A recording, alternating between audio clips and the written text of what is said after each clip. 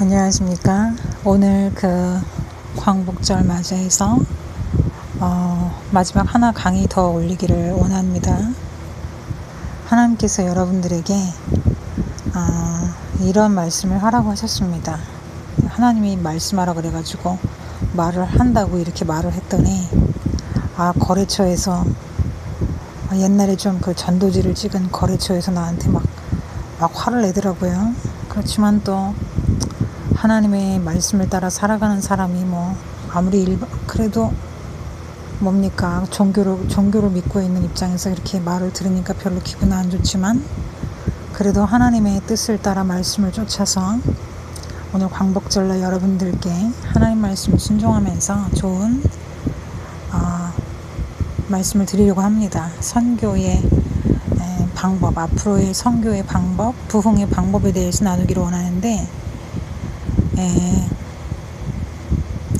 제가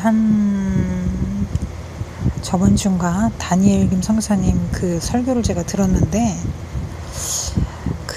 중국에 가면은 처음에 열정이 많이 사라진다라는 그 부분에 설교를 듣고, 물론 저도 중국 선교를 좀 해봤는데, 그 부분에 이제 하나님께서 저에게 지혜를 주신 거죠.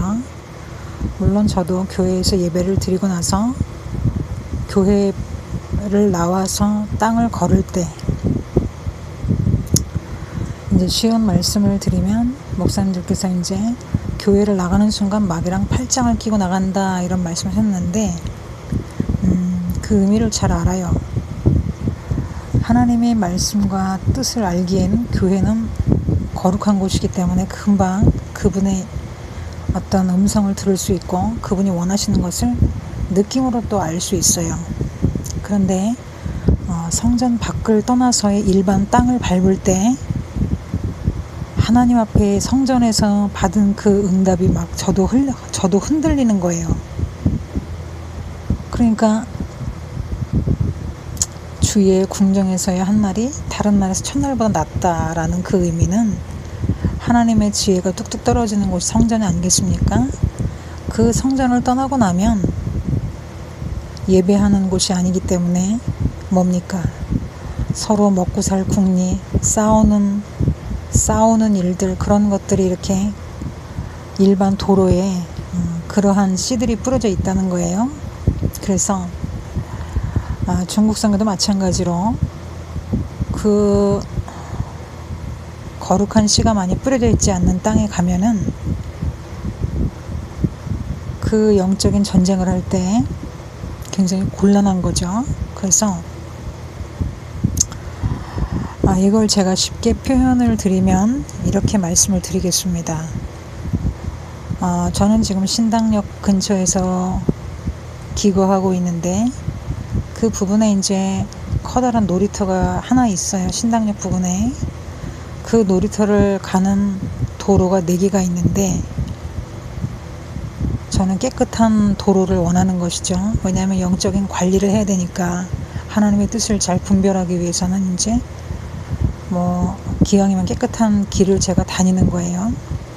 그 4개의 길 중에서 놀이터로 가는 그 길에서 이 편한 세상 그쪽 도로에 있는 그쪽 길을 따라서 놀이터로 갈 때 좀 거룩하죠.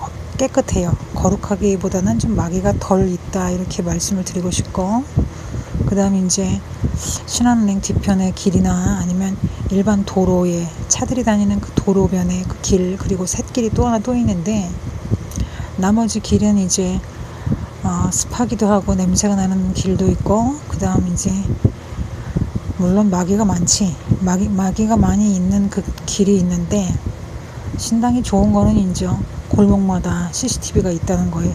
CCTV가 있다는 거예요. 그거는 참 감사한 것 같아. 그런데 이런 도로를 이렇게 지날 때 벌써 거룩한 기운이 느껴지지 않기 때문에 힘든 거예요. 영이. 그러면 이제 내가 그래도 하루에 한 기도를 2-3시간 정도를 하는데, 회복이 돼야만 또 제가 영적인 숨을 쉴 수가 있는 거죠. 그런 거를 볼 때 우리 인공호흡을 해야 되는, 인공호흡을 해 주어야 되는 하나님의 사역자들이 이렇게 볼 때 이제 거룩을 유지하기 위해서 좋은 길도 이렇게 골라가야 된다는 것입니다.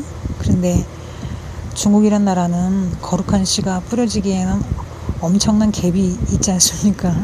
그렇기 때문에 이제 선교사님이랑 선교사님 부부하고 애기들이랑 이렇게 만약에 선교를 나갔다 그러면 이거는 죽으라는 거죠.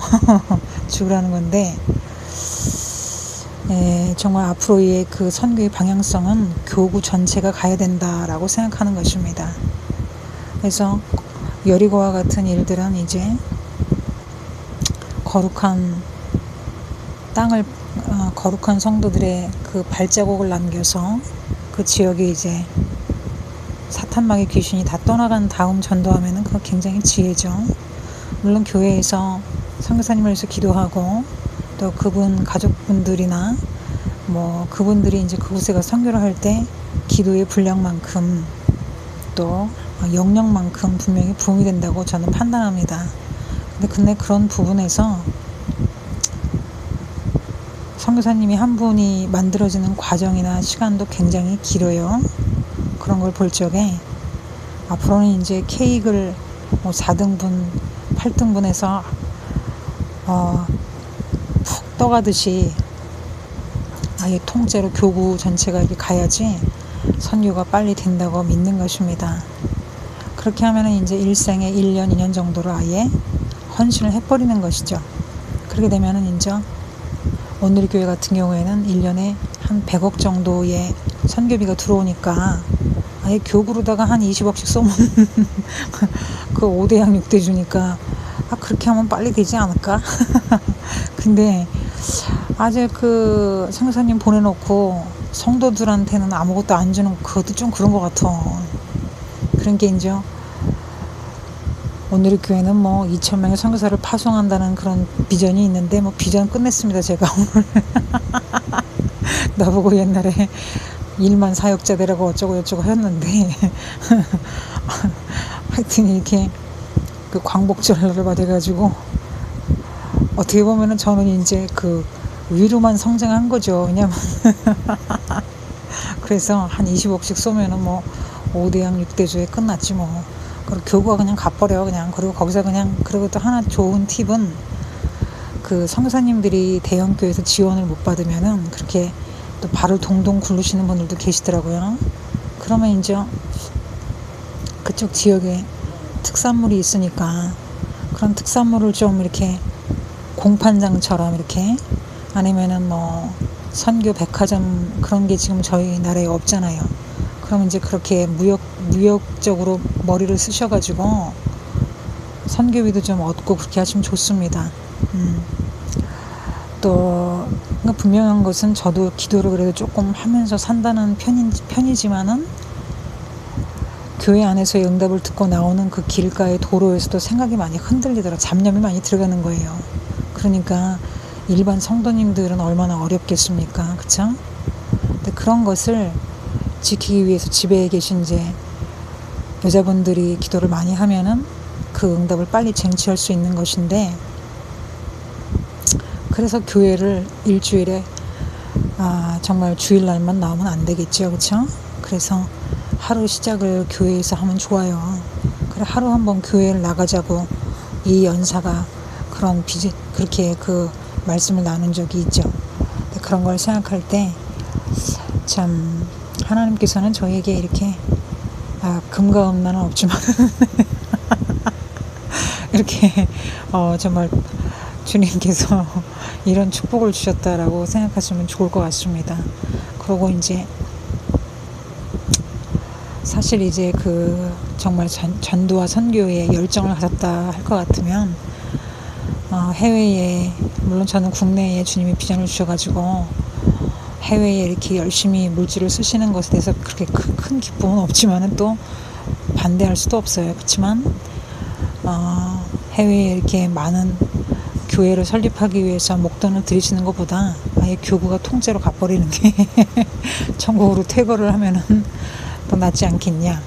그렇지만은 이제 건물이 있으면은 그 교회의 세대들이 이제 편안하게 목회를 할 수는 있겠죠. 그러나 천국에 이렇게 퇴거를 시키는 것은 영원히 더 중요하다고 믿습니다. 특별히 이제 우리가 귀신을 쫓을 때 아프리카로 많이 쫓는 것 같아요.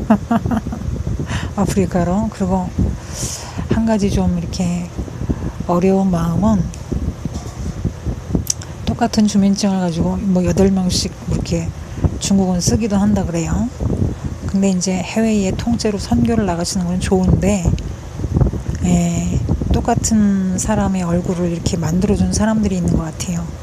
또 제가 경찰청 프로그램을 이렇게 많이 보니까 해외에 나가면은 이렇게 사람을 막 죽이기도 하고, 또 고단수들은 이제 얼굴을 똑같이 만들어서 도청을 하면서까지 이제 카피 뜨는 인생들인데, 그래가지고 이제 한국 사람들이 억울해지는 것을 절대로 원하지 않습니다.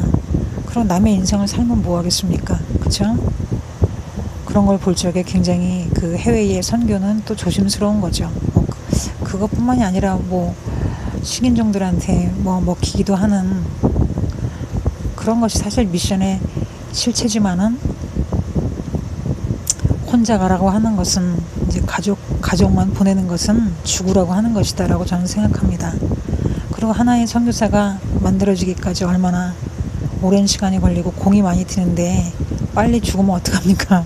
순교를 해서 그 땅이 주님이 이제 진노를 거두실 수 있는 순교의 제물이 되기도 하지만, 단체로 가버려.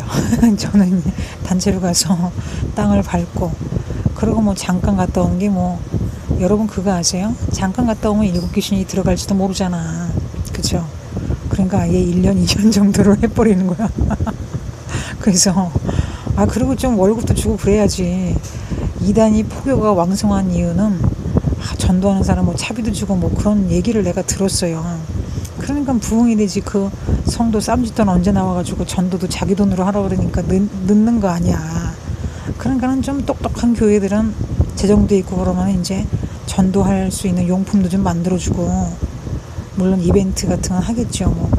몇 명 해오면 컴퓨터로 준다. 우리 제가 있던 압구정 광림교회 아주 오래전 얘기지만은, 거기 전도에 오면 컴퓨터 주고 그래. 멋있지 않습니까? 하나님도 상 주니까.